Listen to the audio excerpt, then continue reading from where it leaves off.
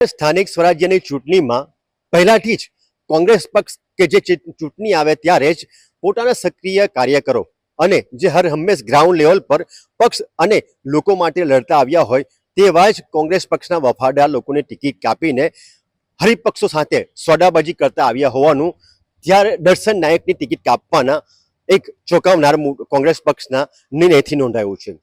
કોંગ્રેસ પક્ષ દ્વારા દર્શન નાયકની ટિકિટ કાપીને અનેક પ્રકારના ખોટા મેસેજો પાસન કરવામાં આવ્યા હોય ત્યારે જ દર્શન નાયક જ્યારે ચૂંટણી નથી લડી રહ્યા અને તેમણે લીધેલા પક્ષલક્ષી નિર્ણયની બાબતે આપની સાથે વિગતવાર વાત કરવી છે। વૈષ્ણવજન તો તેને કહીએ જે પીડ પરાઈ જાનાને રે। નમસ્કાર, નવજીવન ન્યૂઝ સાથે સુરતથી હું છું દિલીપ ચાવડા।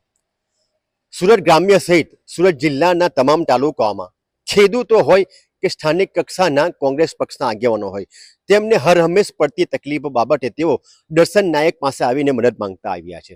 જ્યારે દર્શન નાયક એ કોંગ્રેસના એક ફાયરબ્રાન્ડ નેતા કહેવાતા હોય જેઓ ખેડૂત અને સહકારી મંત્રી સાથે પણ જોડાયેલા હોય અનેકવિધ સહકારી મંત્રીઓ સાથે લાંબા સમયથી સહકારી રાજકારણમાં હોય ત્યારે જ કોંગ્રેસના ફાયરબ્રાન્ડ નેતા કે જેઓ ગુજરાત કોંગ્રેસ પ્રદેશના મહામંત્રી પણ હોય રાજ્ય કક્ષાના કદાવર નેતા હોવાથી તેમને સ્થાનિક સ્વરાજ્યની ચૂંટણીમાં ટિકિટ આપીને કોંગ્રેસે જિલ્લા પંચાયતની બેઠક કબજે કરવાનો એક સોનેરી મોકો હતો। ત્યારે જ કોંગ્રેસ પક્ષના આંતરિક વિખવાદ અને દર્શન નાયકને હરહંમેશ કટ્ટુ સાઈડ કરવાની કોંગ્રેસ પક્ષના કેટલાક નેતાઓની નીતિએ ફરીવાર દર્શન નાયકની સ્થાનિક સ્વરાજ્યની ચૂંટણીમાં સાયણ જિલ્લા પંચાયત પરથી ટિકિટ કાપીને કોંગ્રેસ પક્ષે કોંગ્રેસને પૂરી કરવાની જાણે કે કસમ ખાધી હોય એવું સાબિત થયું છે। જ્યારે દર્શન નાયકની ટિકિટ કાપવામાં આવી ત્યારે તેના શુભેચ્છકો દ્વારા તેને અપક્ષ સહિત અન્ય પક્ષમાંથી ચૂંટણી લડવા માટે વારંવારની સલાહ આપવા છતાં પણ તે પોતાના પક્ષને વફાદાર રહીને અંતે ચૂંટણી ન લડવાનો નિર્ણય લીધો છે।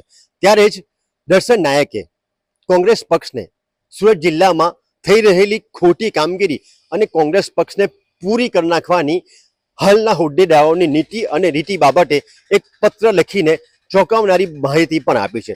ત્યારે એ પત્રમાં શું છે તે પણ અમે તમને વિગતવાર જણાવીએ। દર્શન નાયકે ગત ચૂંટણી ન લડવાનું કહીને રાજ્ય કક્ષાથી લઈને કેન્દ્રીય કક્ષાના તમામ કોંગ્રેસ પક્ષના ઉચ્ચ કક્ષાના હોદ્દેદારોને એક પત્ર લખ્યો છે। પત્રમાં તેને પોતાની અનેક પ્રકારની ચોંકાવનારી માહિતી આપવા સાથે જ કહ્યું હતું કે કોંગ્રેસ પક્ષના સુરત જિલ્લાના હાલના હોદ્દેદારો અને પ્રતિનિધિઓ કે જે હરહંમેશ દર્શન નાયક વિરુદ્ધની અને દર્શન નાયકને કટ્ટુ સાઈડ કરવાની નીતિ રીતિ અપનાવતા આવતા હોય ત્યારે હાલ પણ તેમણે દર્શન નાયકની જિલ્લા પંચાયતમાં ટિકિટ કાપી છે। ત્યારે આ રીતે કહીને સુરત જિલ્લાની તમામ બેઠકો પર ભાજપ પક્ષ સાથે સીધું સેટિંગ કરવામાં આવ્યું હોય એવું પણ આક્ષેપથી કહેવાઈ રહ્યું છે। હું વિપુલભાઈ ગુલાબભાઈ પટેલ, કમલેટ તાલુકા કોંગ્રેસ પ્રમુખ। વિપુલભાઈ, સામે લીધે રોજ છે ને કેમ હજુ અહીંયા ઊભા છો તમે? આજ રોજ 11 તારીખના રોજ આજે ફોર્મ ભરવાનો છેલ્લો દિવસ હોય તે ટાઈમે મેન્ડેટ કોંગ્રેસ પાર્ટીના જમા કરવાના હોય તો તેના માટે આનંદભાઈ ચૌધરી જિલ્લા પ્રમુખ મને માંડવી ઓફિસે બોલાવવામાં આવ્યો હતો ને મેન્ડેટ આપવા માટે લેવા માટે બોલાવ્યો હતો। તો મને ઓછા મેન્ડેટ આપવામાં આવ્યા, બીજા મેન્ડેટ ક્યાં ગયા તેમને માટે મેં એમને રજૂઆત કરી તો એમને એ મેન્ડેટો મેં મારી રીતે વહીવટ કરી એટલે મેં બીજાને આપી દીધા છે એ રીતનું એમનું કેવું હતું। એટલે મેં બધા ટોટલ મેન્ડેટ મૂકીને ત્યાંથી નીકળી આવ્યો અને અહીંયા આવીને મેં તપાસ કરી તો અહીંયા બધા મેન્ડેટો એમને જમા કઈ રીતે કર્યા તે મને ખબર નથી, પહેલેથી જમા કરાવી દીધા હતા। કેટલા ઉમેદવારો ટોટલ કેટલા મેન્ડેટ? ટોટલ 24 ઉમેદવારો છે, કયા કયા? 20 તાલુકા પંચાયત અને 4 જિલ્લા પંચાયત। હવે મતલબ તમને શું શંકા છે?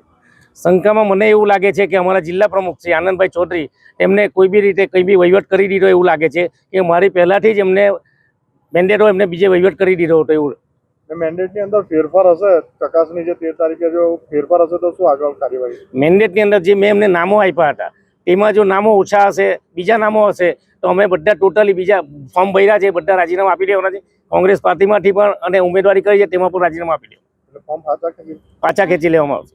ત્યારે સુરત જિલ્લાના કોંગ્રેસ પ્રમુખ કે જેમણે કામેત તાલુકામાં પણ અનેક ઉમેદવારોની ટિકિટ કાપી હોય તે બાબતે પણ કોંગ્રેસ પક્ષના કાર્યકરોમાં રોષ થતા કોંગ્રેસ જિલ્લા પ્રમુખ વિરુદ્ધ સૂત્રોચ્ચાર કરવા છતાં જ જો ટિકિટ ન મળે અને ઉમેદવારી કરવામાં આવી હોય તો હાલના ઉમેદવારી કરનાર કોંગ્રેસ પક્ષમાંથી તમામ ઉમેદવારોએ પોતાનો ઉમેદવારી પત્રક ફરી ખેંચી લેવાની ધમકી પણ ઉચ્ચારી છે.